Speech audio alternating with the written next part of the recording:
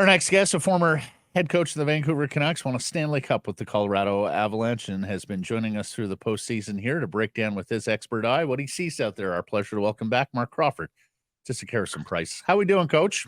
Not too bad. Obviously, like all the other fans of the Canucks here, a little disappointed today, but also pretty thankful with the excitement that they showed over the last month.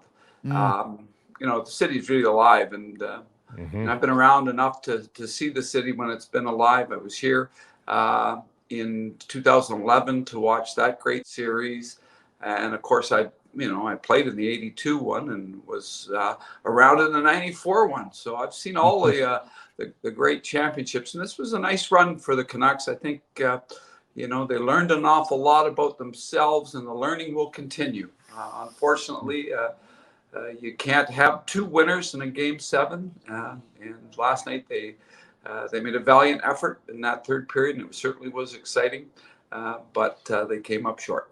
Mark, we were just talking before we hit record. You think an experience was a separator in this series?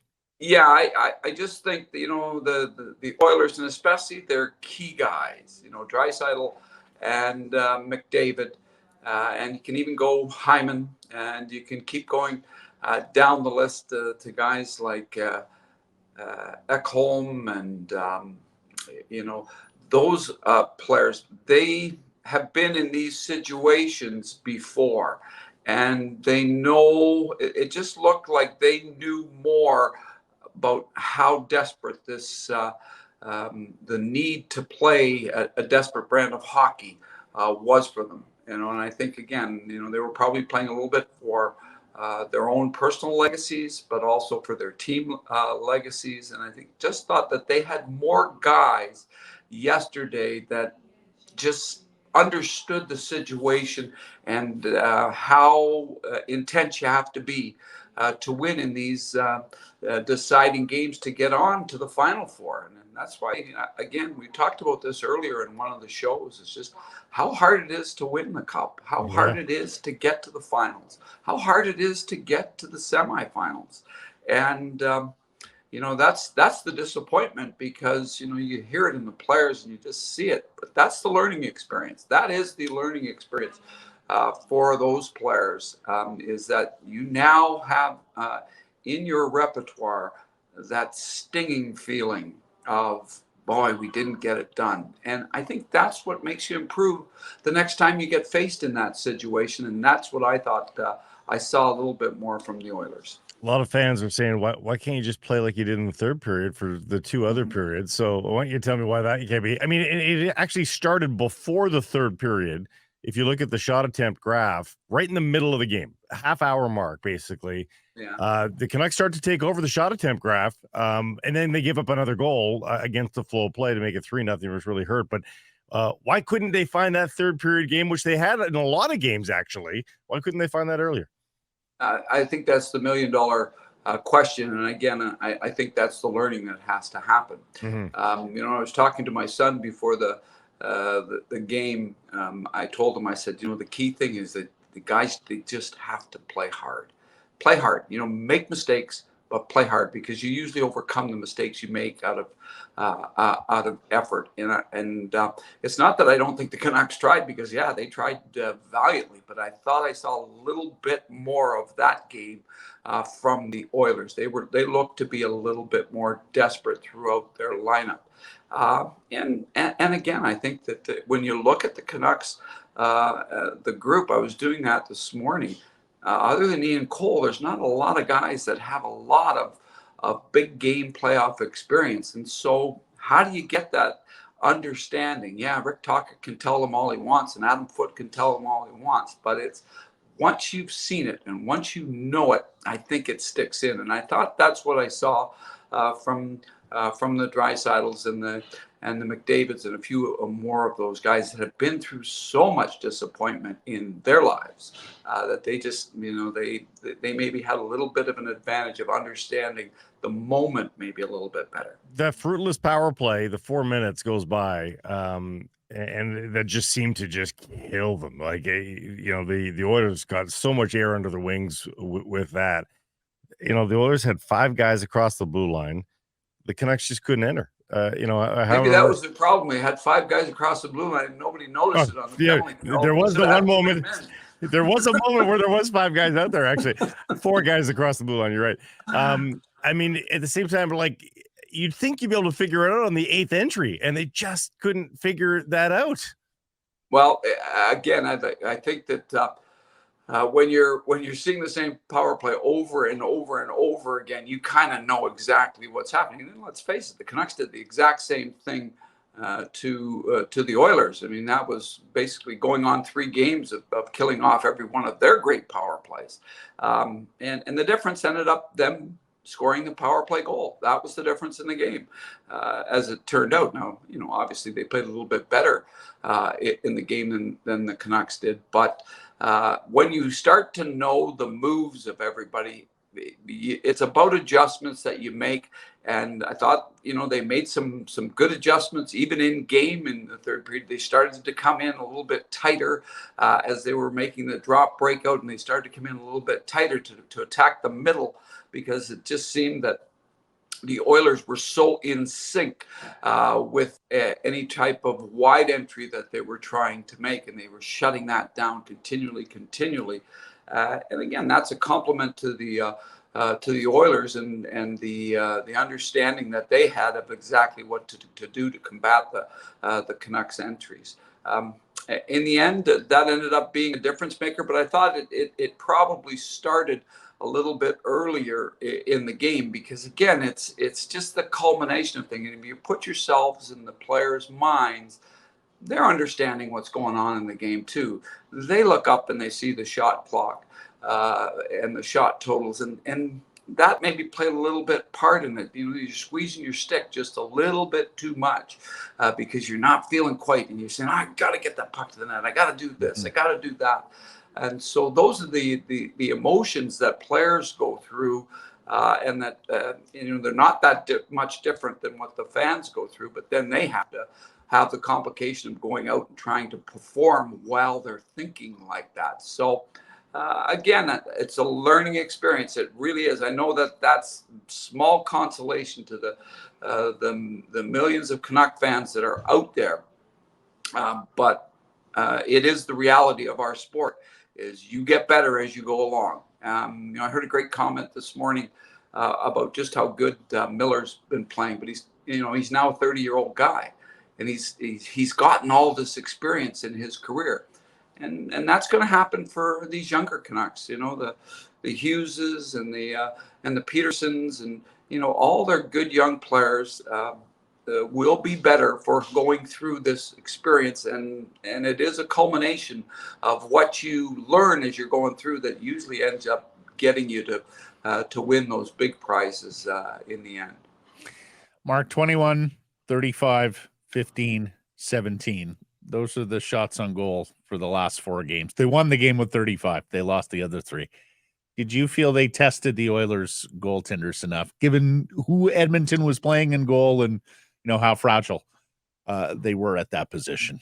Well, I thought what it was more than even that, though. I thought it was the desperation and the shot blocking that the Oilers had. I mean, everybody was blocking shots last night. Watching on TV, they even commented that Connor McDavid blocked a shot in the last few minutes of the game. But you saw Draisaitl diving in front of shots.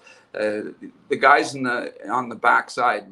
I've heard that there's a significant injury to Ekholm, and he's still out there putting his body in front of everything, and he might have something wrong with him, and he's still doing it. So that takes an awful lot of guts. Anybody that's had any type of injury in your feet, and you just put your feet out in front of those block shots, that's not a fun thing to do. And you just saw how many Nurse and Desharnais and Cody Ceci, those guys, they made sure that they didn't let a lot of shots get through to their goaltender. And I think they recognized that they had to play a strong defensive game. And give the Oilers credit, because that's not the Oiler team from 3 years ago, from 2 years ago, from 5 years ago. they didn't have the maturity to understand that you have to win games with strong defense. Your offense ends up putting the goals up on the boards, but it's your defense that wins, and it was their defense that won last night. Tough question here, Coach. I know, but do you think it's a different result in this series with Thatcher Demko? Shelov's played very, very well. The goals from distance kind of showed the inexperience a little bit. And he didn't full on steal a game. He kept them in games and was very good, but he didn't full on say nothing's getting past me. I'm just going to win this game on my own. And that's not a criticism, but it's just a fact that maybe Demko could have. Well, exactly. That's what I was thinking at the end of the first period. Maybe this is going to be one of those nights where just the goalie just he inspires them. And, if the Canucks were able to score the first goal, boy, that would have, you think of how anxious the Oilers would have been down a goal. And you think of how anxious the goaltender at the other end, Skinner, might have been had he gotten scored on early in the game. So those are ifs and buts. And if they were candy and nuts, we'd all have a very Merry Christmas. But at the same time, the question about Demko, sure, they'd be better with Demko in the net, a healthy Demko. That was one of the reasons why they had such a great season, was his play, and that's why he's up for the Vezina Trophy and all those sorts of things. I thought it was significant last night, Besser not being on the power play, because the power play didn't look as comfortable last night. They didn't look as comfortable on their entries, and it's always a combination of knowing what your partner is going to do and knowing where he likes the puck and all those sorts of things. So I thought they missed him last night as well. But that's playoff hockey. You got to deal with it, and you got to deal with the injuries. And the Oilers did a great job of dealing with whatever mishaps they had, and they found a way to win. Mark, just wondering what you would have said to this group after the loss last night, if you're the head coach of the center of the room. Talked so much about resiliency over the course of the year, and right there, Game 7, down 3, period 3, goalie number 3, and yet still somehow they make it a game and put some fear into Edmonton before they carry on. What would you have said to this group of players at the end of this game and at the end of this season? I think a lot of what he said and a lot of what I've said here this morning. Hey, you guys never quit, and that's the comment that you want anybody to come away from that game with. Like, you'd love to be on the winning side of it, but if you didn't, you want to know that your effort was complete and your effort was continuous, and that certainly was the case. But with this Canuck group all year long, on the other side, it's that you're going to learn from this. These lessons are really hard, and hockey can be a sport that makes you cry. It makes you cry at the absolute toughest of times, and that's, I'm sure there were a lot of tears shed by a number of players last night because these lessons are so difficult. So on the bright side, you learn from them, and then you just have to keep those feelings in the back of your mind, so when you're faced with it again, you have a better understanding of how you can be 10% better, because that's what we're talking about. It's such a minute difference between being a winning team and being a losing team, and it's usually about 10%, and it's in the different battles that happen in the different spots and the important parts of the game. All right, looking forward a little bit, based on what you've seen in these playoffs, you're the coach of the Canucks, and they're going to come and ask you any recommendations here, anybody you just can't live without for next season. You've got a high-end free agent in Lindholm, you've got a medium free agent in Zadorov, and you've got a lower medium free agent in Dakota Joshua in particular. I think all three of those guys have made strong cases to You probably can't have all three. You can't have all three, though. Yeah, well, this is the one where I say I coach what you bring me. And you leave this to Patrick Alvin, and you leave it to Jim Rutherford. Those guys, they understand the decisions that have to be made, and they're difficult ones. I think for this morning, I think they're trying to again do their assessments that they need to make, the immediacy of it, gives you that raw emotion. You don't want to forget that raw emotion, even if you're Jim Rutherford, who's been in the game for 60 years, and or you're Patrick Albine. You want to make sure that that you keep that raw emotion, because I think that's a big part of the decisions that you have to make, and they're difficult ones. There's no question about it. But throughout the league, that's the way the hockey is now. You can't keep dynasties anymore. There's no longer going to be those New York Islanders of the 80s for us, or the Montreal Canadiens of the 70s and the 50s. Or even the Leafs of the 60s, for crying out loud. There aren't those things anymore, because, the salary cap has made it that there just has to be so much movement, because you can't keep everybody. You can't afford to. Mm. Well, Coach, thank you for everything these playoffs. You made us smarter each and every time we brought you on. You told us about what you were seeing with that expert eye. I appreciate the time here, Mark. Fairways and greens this summer, okay? We'll see you up at Northlands. Nothing but. See you guys. Thank you. Hey, everybody. If you're enjoying what you're seeing here, then follow along with Sekeres and Price on YouTube. I promise more content coming. The kids call it subscribe on YouTube. Well, how about liking it? Do that as well. Smash it right now.